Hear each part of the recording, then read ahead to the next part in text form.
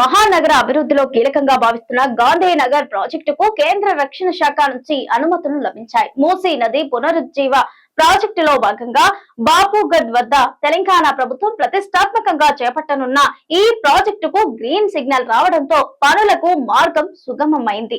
ఈ సందర్భంగా ముఖ్యమంత్రి రేవంత్ రెడ్డి కేంద్ర రక్షణ శాఖ మంత్రి రాజ్నాథ్ సింగ్ కు భారత సైన్యానికి ప్రత్యేక కృతజ్ఞతలు తెలిపారు. హైదరాబాద్ మహానగర అభివృద్ధిలో కీలకంగా భావిస్తున్న గాంధీ సరోవర్ ప్రాజెక్టుకు కేంద్ర రక్షణ శాఖ నుంచి అనుమతులు లభించాయి.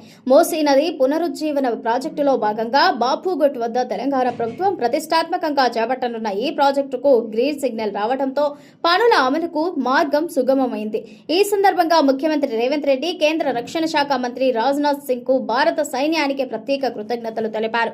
గాంధీ సరోవర్ ప్రాజెక్టుకు అనుమతి లభించడం తెలంగాణ ప్రభుత్వ అభివృద్ధి విజన్ సాధనలో ఒక కీలకమైన మైలురాయిగా నిలుస్తోందని ఆయన పేర్కొన్నారు. మూసీ నది సమగ్ర పునరుజ్జీవనం, నది తీర ప్రాంతాలు అభివృద్ధి, ప్రజల జీవన ప్రమాణాల మెరుగుదల లక్ష్యంగా ప్రభుత్వం ఈ ప్రాజెక్టును చేపడుతోంది. మూసీ పరివాహక ప్రాంతాల్లో పర్యావరణ పరిరక్షణతో పాటు సాంస్కృతిక, సామాజిక వనరుల అభివృద్ధికి ఈ ప్రాజెక్టు దోహదపడుతుందని రేవంత్ రెడ్డి ప్రభుత్వం భావిస్తోంది.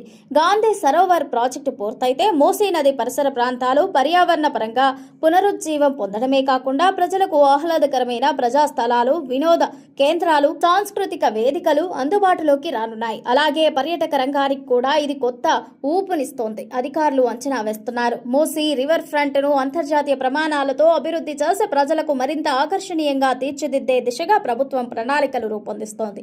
ఆధునిక సదుపాయాలు, పచ్చదనం, ప్రజా వినియోగానికి అనువైన మౌలిక వసతులతో ఈ ప్రాంతాన్ని అభివృద్ధి చేయాలని లక్ష్యంగా పెట్టుకుంది. తెలంగాణ ప్రభుత్వ ఫ్లాగ్షిప్ కార్యక్రమాల్లో ఒకటైన మూసీ పునరుజ్జీవన ప్రాజెక్టుకు కేంద్రం నుంచి లభించిన ఈ సహకారం రాష్ట్ర అభివృద్ధికి మరింత బలాన్ని చేకూర్చనుంది.